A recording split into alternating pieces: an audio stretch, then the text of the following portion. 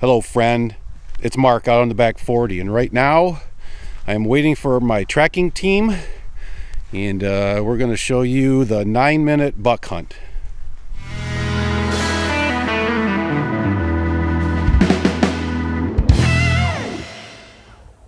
It's 3 minutes to noon. I just got in the west blind. When I was walking up the west line, I saw the butt of a very large deer. I didn't see anything other than the butt walk into the pines. Based on the way the wind is blowing, if it's a mature buck, he's going to be walking to the south because it's a south wind. So I'm hoping he's making his rounds and he's going to come right down this lane where we have the travel lane that we set up a few years ago that they just travel back and forth all the time now. A couple of scrapes. I got the water hole right here. So now I'm just going to wait for 15-20 minutes, see if he comes by. If not, then I'll finish getting set up right now. I haven't even had time to set up. I like sprinted my last 5 steps into the blind and I'm ready now. Just in case that's what happens. Let's see.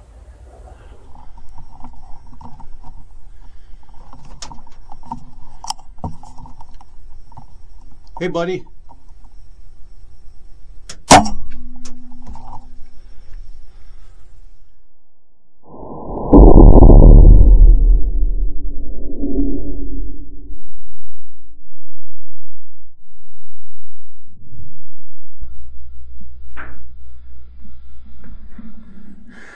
I hit him high. Doggone it. Oh, I couldn't decide which to use for sure.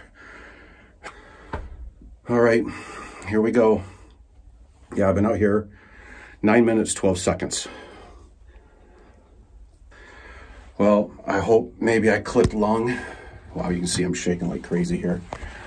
I'm hoping that maybe I clipped his lungs, the top of his lungs.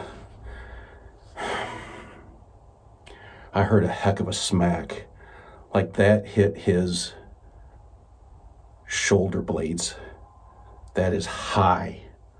So there's gonna be no blood.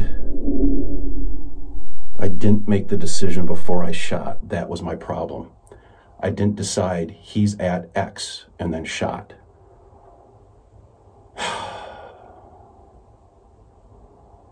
Well, we got a lot of light left.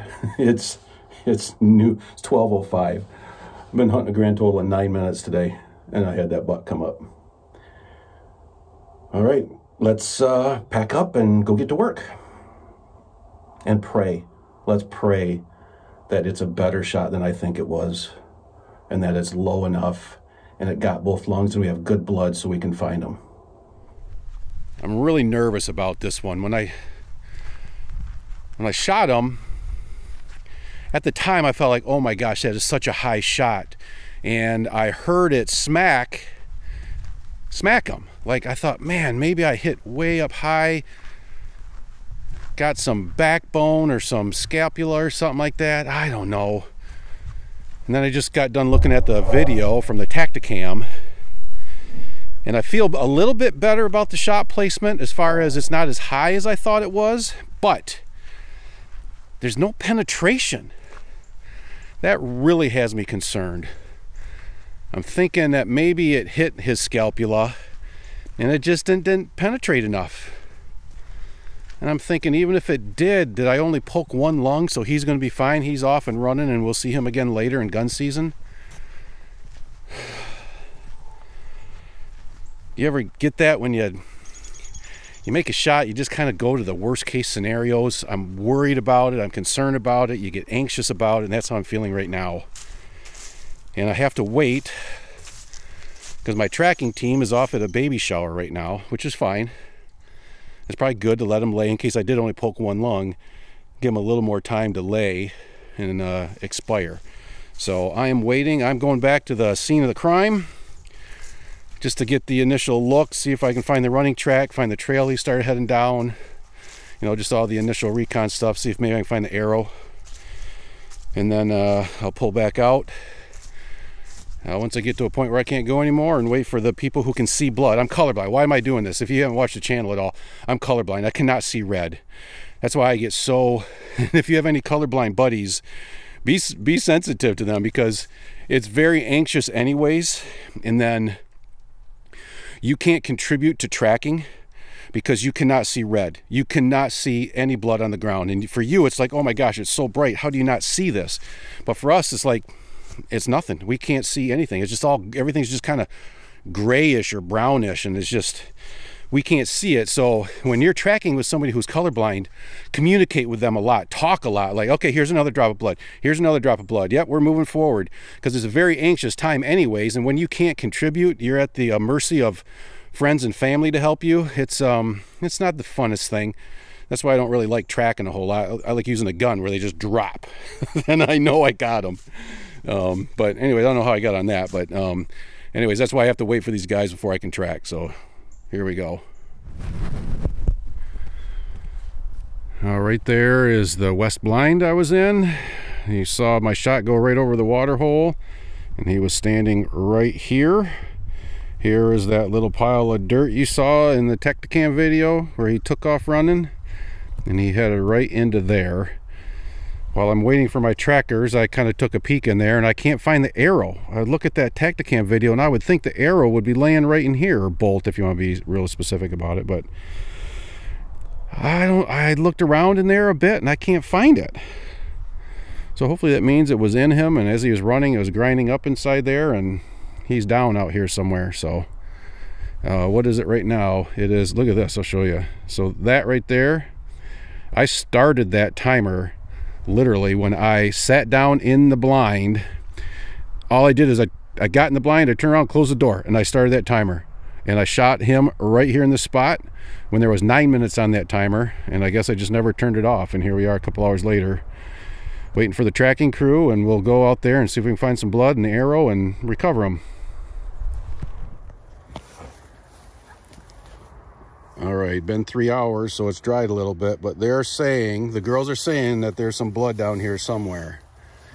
So we'll right trust them. Right here on this. Oh my gosh, okay. Right there. All right, so now let's move forward. Woo! Finally got some blood! Woo! And got him! Oh, got it. No, I mean, got it. Well, then you went back to, oh, we got some blood. Like, Woo! I keep coming! Holy crap! Woo! All right, we got blood, and she says she found them. Talk to me, where are you?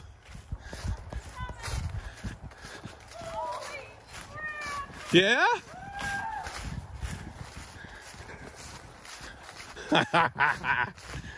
Yeah! I can smell them.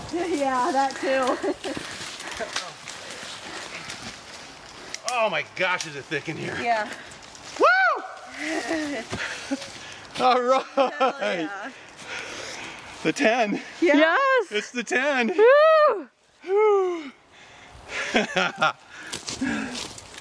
Yeah. Oh, ooh. He is riggered. Oh, he broke one off. Oh, dang it. That's all right. All right. Whew. So this bugger had me. I told you I was sneaking in the blind at noon. Like I was almost going to Calvin's to work on his floor. But we got Gabe in there, so we're all good there. So I was like, oh good, I'm just gonna go hunting then. And it was noon, just before noon. I was walking up the west line and I saw his butt 200 or 300 yards north of me. So I hurried up and got in the blind, got set up just in case he got in the woods and worked his way there. And sure enough, 9 minutes later, he was there. And then put the shot on him, then had to wait 2 hours for you guys? Yeah. Long, anxious 2 hours, but it's all good. So yeah, we have seen this one on game cams. Lisa, you and I saw him when you were hunting here, and I hunted in the fort that one night. He was walking around, so. Probably was walking the same trail that when I saw him walking through there Yep. about, he just didn't come in front of me to shoot him. And is this Nice 10. who we saw last night doing the scrape out No, back? that's That's different? Okay. Actually, that's a bigger 8. That's Okay. bigger than this one. So, Ooh, Congrats. congratulations. Yeah, you are. tagged You're out. tagged out. What is it, November 4th and you're tagged yep, out? I have deer season to go, or doe season to go now. Yep.